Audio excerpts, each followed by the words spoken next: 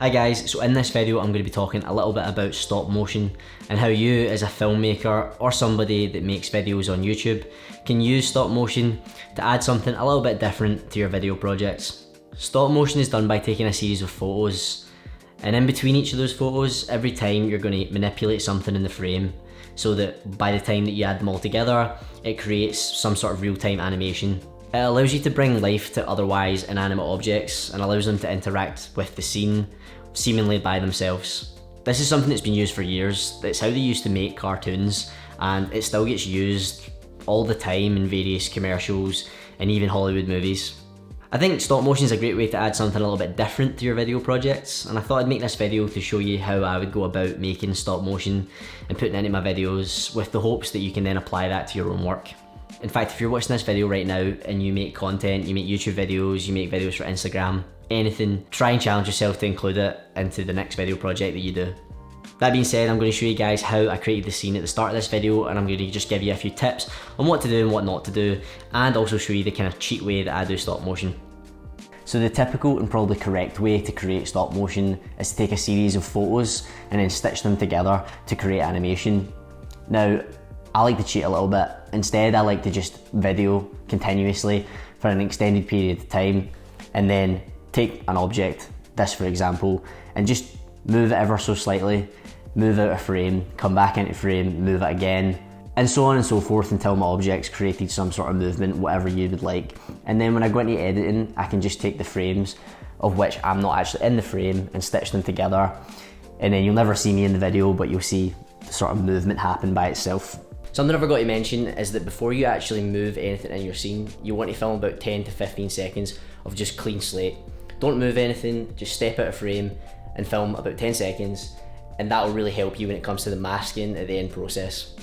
This kind of method also allows me to film real-time action so I can interact with the items just to make it a little bit more interesting. By doing it this way, you can then bring it into your editing software, and by using a simple mask, you're able to mask out you from the item, and you can time it up perfectly and make it look like it's all happening at the exact same time.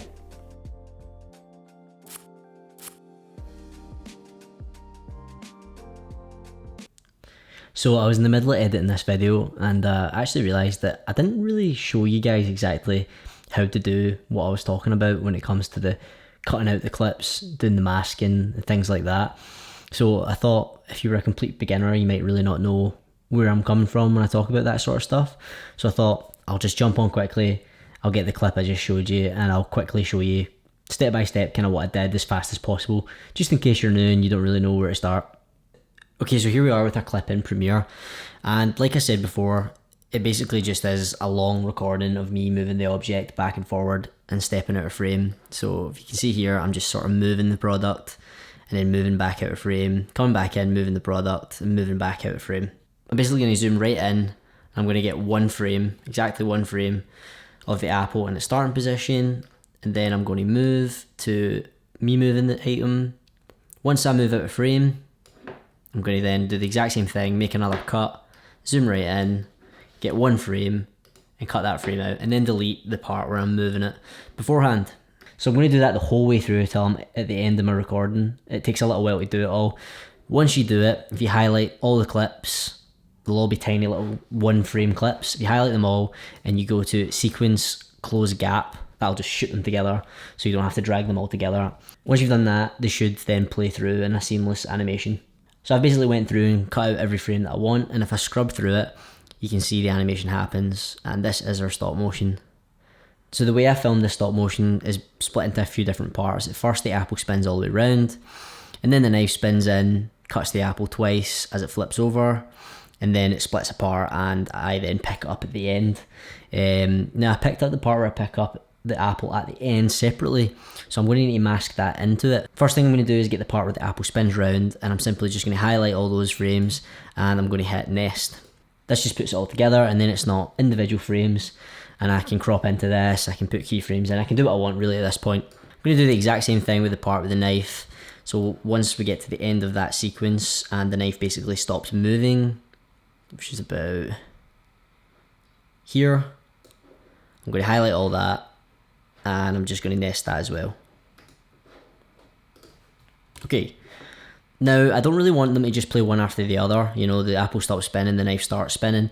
I want to actually have them sort of playing at the exact same time. And we can do this just by creating a mask. So I'm just going to get rid of that audio track below it. I'm going to drag the knife spinning sequence just above and drag it slightly over top of the apple spinning sequence.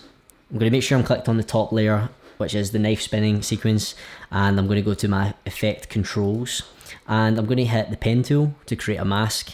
So I basically just want the part of the countertop with the knife spinning. So I'm just going to use this pen tool and create basically a rough mask of basically where the knife's going to be.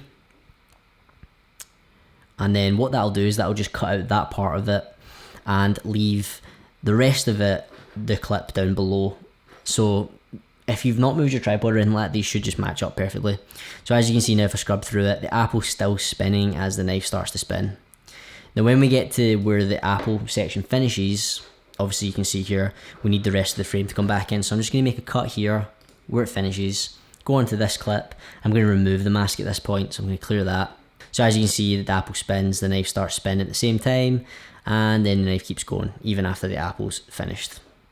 So like I said, I recorded at the end of the clip basically a live bit of footage of me sort of looking at the animation happening, and I want to mask that in so it looks like I'm there watching the thing move by itself. So I have that clip recorded, and clearly you can see the apple is at its sort of finished state. So I'm just going to bring that on top of the whole thing, and then I'm going to do the same thing again. I'm going to click on that layer, I'm going to go to mask, and I'm basically just going to pen out where I am in the frame up to this white part, and I'm just going to pen that out. So as you can see now, that just has me at the top left, and I can add a little bit of feathering just to kind of smooth it out a little bit. My mouse has died. You might want to take a little bit more care when you're doing it, but this is just as an example, so I'll do it really quickly. So as you can see now, it basically looks like I'm watching the entire sequence through, just basically by masking me out, keeping me in the top left. Now, as you can see on the right, if you look closely, there's a bit of flickering going on, sort of here on the wall. So this is when you would then want to use that clean slate I was talking about. You're going to layer that on top, and you can do the same thing. You're going to pen out that little bit that's flickering so that you have a clean slate that's not flickering, and you're just going to mask that to there, and then you get rid of that flicker pretty much. So hopefully that helps if you weren't really sure what I was talking about, you didn't really know where to start. The only other two things I want to mention is definitely use a tripod. You don't want to move your camera at all during this whole process. You want to keep it as steady as possible. So use a tripod. If you don't have one, just make sure you keep your camera completely still, because that'll ruin the shot if you move it at all throughout the whole process. You also want to think about your lighting. If you're using just the daylight, that's going to change throughout your shots. So you might get a little bit of flicker in your end result. I don't really think that's a deal breaker, as I think we're kind of used to seeing a little bit of flicker in stop motion. So I don't think that really looks terrible. If you only have daylight to light your scene, then that's fine. But if you want a bit more professional shot with no flicker, you're going to want to use continuous lighting. So that's really the whole of it. Bring your footage into your editing software, cut out each frame, put them together, and then watch your scene come to life. This technique can be done in various different ways, so it really opens you up to a sort of endless opportunity of creative ways to include it into your videos. Like I said earlier, if you haven't tried it, definitely give it a go. Try and include it into your next project, or at least just do it to get the hang of it, because I think it's a really good thing to have in your skill set. As always, thanks for watching these videos. If you did enjoy, consider leaving it a like. That really does help push the channel out there a little bit. And if you do like the videos, consider subscribing for more content like this.